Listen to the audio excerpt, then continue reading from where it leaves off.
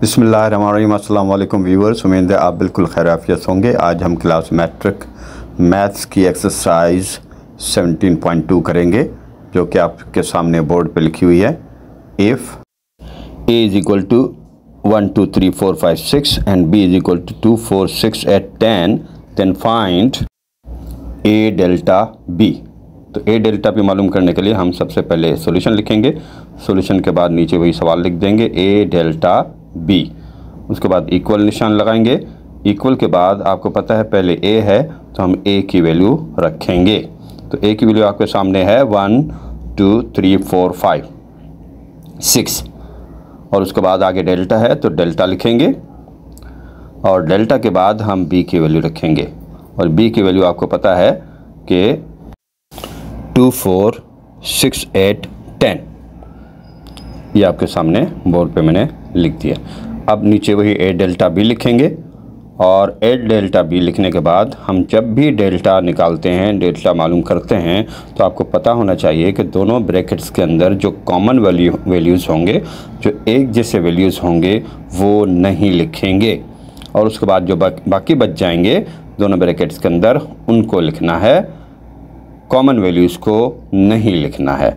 तो आप देखेंगे दोनों में जो कॉमन वैल्यूज़ हैं वो 2 है, 4 है और 6 है।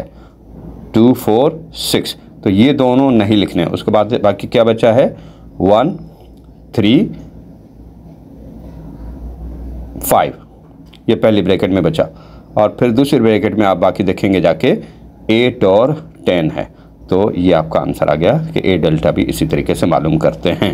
बाकी सवाल जो पेपर में बुक में दिए हुए हैं वो भी आप इसी तरीके से करेंगे जो इस सवाल के अंदर या बोर्ड के पेपर में आते हैं।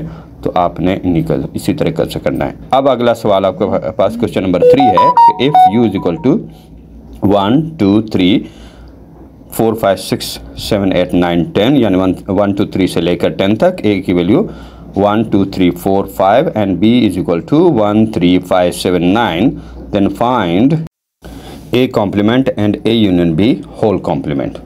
तो सबसे पहले a कॉम्प्लीमेंट निकालना है और उसके बाद a union b whole complement. तो सबसे पहले सॉल्यूशन लिखेंगे और नीचे a कॉम्प्लीमेंट जो है वो नीचे लिख देंगे और इसका हमेशा फार्मूला लिखेंगे कि जब भी हम किसी का कॉम्प्लीमेंट निकालते हैं तो वो u में से माइनस करेंगे। तो a कॉम्प्लीमेंट है तो u माइनस a हो जाएगा, लेकिन अगर b होता तो u माइनस b लिखते, और अगर c कॉम्प्लीमेंट होता तो u माइनस c लिखते, और d कॉम्प्लीमेंट होता तो u माइनस d लिखते। इस तरीके से जिस भी सेट के ऊपर कॉम्प्लीमेंट होगा तो हम वो u में से माइनस करेंगे।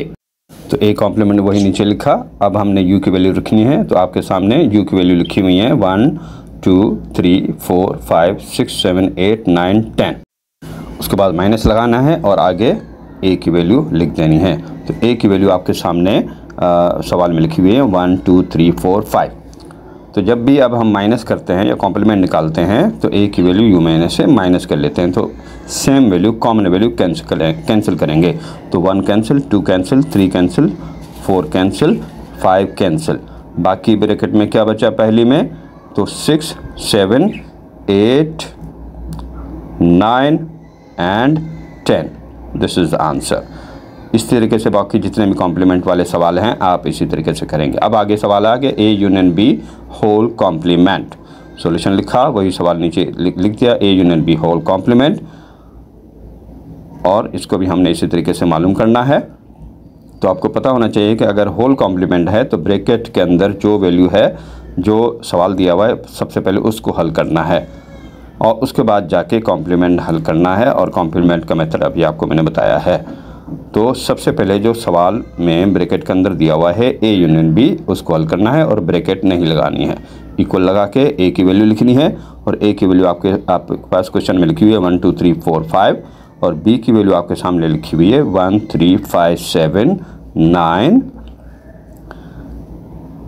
दोनों वैल्यू लिख ली। उसके बाद आपको पता है a यूनियन b इक्वल लिख के अब हम क्या करेंगे कि यूनियन में क्या करते हैं, सारी वैल्यूज़ को मिलाकर तरतीब से लिखते हैं। जैसे तरतीब क्या होगी दोनों की, 1 2 3 4 5 7 और 9। ये a यूनियन b का आंसर आ गया। अब हमने होल कॉम्प्लीमेंट निकालना है। तो हमेशा फार्मूला हमारे पास कॉम्प्लीमेंट का है, a union b whole complement equal to u minus A union B. तो यू में से ए यूनियन बी का क्या निकालेंगे, आंसर निकालेंगे। आंसर जो है वो कैंसिल करें। तो वही दोबारा नीचे A union B whole complement लिखा। अब जो है वो यू के वैल्यू 1 2 3 4 5 6 7 8 9 10 और उसके बाद हमने ए यूनियन बी का आंसर निकाला 1 2 3 4 5 7 9। माइनस लिखने के बाद वो आगे अगली ब्रैकेट में लिख दिया। अब हम क्या करेंगे कि आपको पता है कि A union B whole complement, दोबारा वही लिखेंगे। अब यू में से ए यूनियन बी का आंसर निकालेंगे। तो कॉमन वैल्यूज़ हमने वहाँ से यू में से माइनस करनी है। तो 1 cancel, 2 cancel, 3 cancel, 4 cancel, 5 cancel, 7 cancel और 9 कैंसिल। 1 2 3 4 5 7 9 कैंसिल। बाकी नीचे क्या बचा, 6 8 10। तो वही A union B whole complement हमने नीचे लिखा, आगे ब्रैकेट में 6 8 और 10 लिख दिया। तो हमारे पास ये आंसर हो जाएगा। तो A union B whole complement का आपके सामने आंसर आया। क्वेश्चन नंबर 3 के अंदर इस तरह के जितने भी सवालात हैं वो इसी तरीके से होंगे। आप इनको हल करने की कोशिश करें और अगर कोई सवाल हो तो आप ज़रूर मुझसे पूछिएगा।